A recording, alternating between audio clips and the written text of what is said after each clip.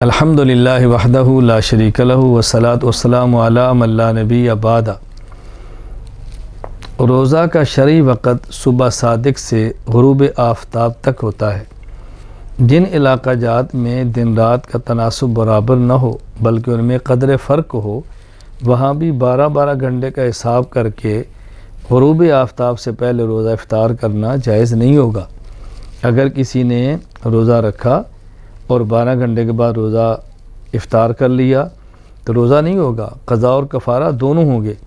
ہاں البتہ اگر دن رات میں تفاوت اور برابر غیر معمولی ہے،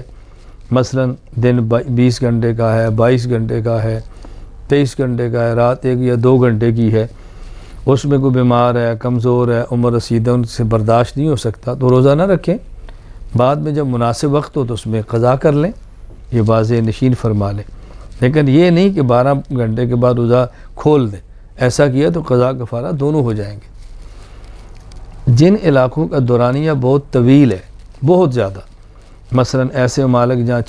6 ماہ کا دن ہے، 6 ماہ کی رات ہے،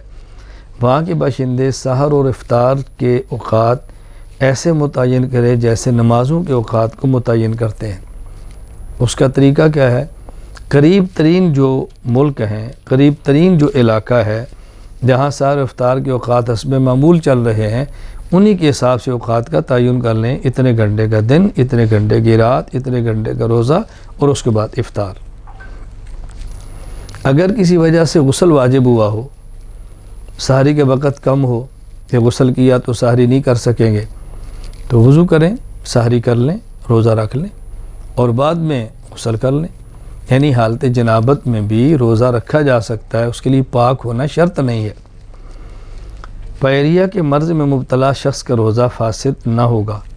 کیونکہ اس کے منہ میں جو پیپ پیدا ہوتی ہے اس کی مقدار عموماً اس کے لعاب سے کم ہوتی ہے اور اس سے احتراز ممکن نہیں ہوتا، بچنا ممکن نہیں ہوتا۔ ہاں یہ بات ضرور ہے، اگر یہ پیپ زیادہ ہو اور لعاب کم ہو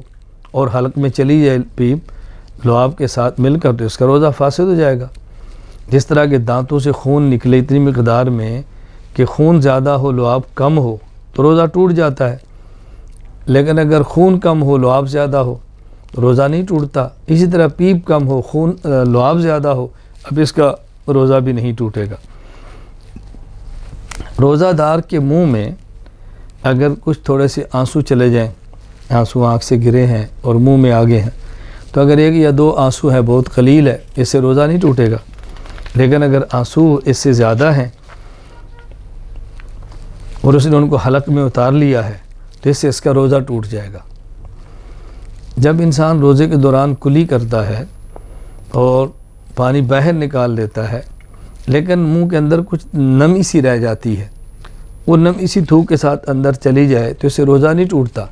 لیکن احتیاط اس میں ہے کہ کلی کرنے کے بعد 1 مرتبہ تھوک دیں تاکہ وہ نمی سی بھی باہر چلی جائے اور دل بالکل مطمئن رہے۔ روزے کے مسائل بہت اہم ہیں، کچھ ہم نے بیان کیے ہیں، سب مسائل بیان نہیں کیے۔ مزید اس کے بعد کسی کو ضرورت محسوس ہو، ahnamedia.com پہ ای میل وغیرہ موجود ہے تو وہاں ای میل کر کے رابطہ کر کے مزید مسائل پوچھے جا سکتے ہیں۔ وآخر دعوانا ان الحمدللہ رب العالمین۔